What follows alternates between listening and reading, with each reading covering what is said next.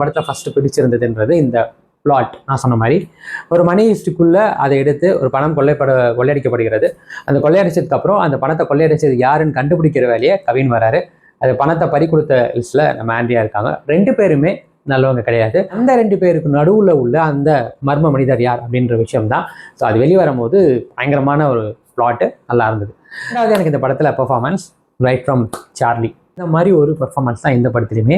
உங்களுக்கு ஆரம்பத்துலேருந்து போகிற வரைக்கும் இது எதை நோக்கி போகுது, என்ன நடக்குது அப்படின்றதே தெரியாது. ரொம்ப சட்டிலான ஒரு ரோலில் தான் வந்திருப்பாரு. பட் அவரை வச்சு தான் அந்த படமே. ஸோ பின்னிட்டார் மனுஷன்.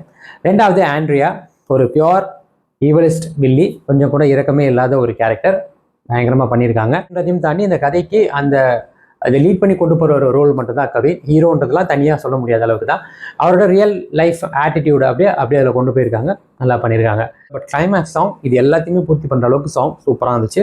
பட் பேக்ரவுண்ட் ஸ்கோர் நிஜமாகவே ரொம்பவே நல்லா இருந்தது. என்ன நடக்குன்றதை ப்ரெடிக்ட் பண்ணவே முடியாது.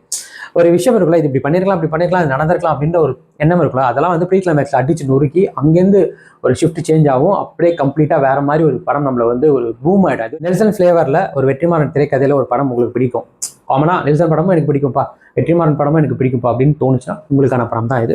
அது ஓவராலாக எனக்கு மாஸ்க் எந்த அளவுக்கு எக்ஸைட்டிங்காக இருந்ததுன்னு பார்த்தீங்கன்னா 100க்கு நான் 70 கொடுப்பேன். ஒரு நல்ல படம் தான். முதல் பாதியில் ஒரு சில விஷயங்களை நீங்கள் தாங்கிக்கிட்டீங்கன்னா இரண்டாம் பாதி உங்களை கம்ப்ளீட்டாக நீங்கள் கொடுத்த காசுக்கு ஒர்க்ஃபுல்லாக இருக்கும். அதையும் குறிப்பிட்டு ப்ரீ கிளைமேக்ஸில் வர பாட்டும் அந்த கேரக்டர் ஷிஃப்ட்டும் வேறு மாதிரி கம்ப்ளீட்டாக நீங்கள் என்ஜாய் பண்ணலாம். ஸோ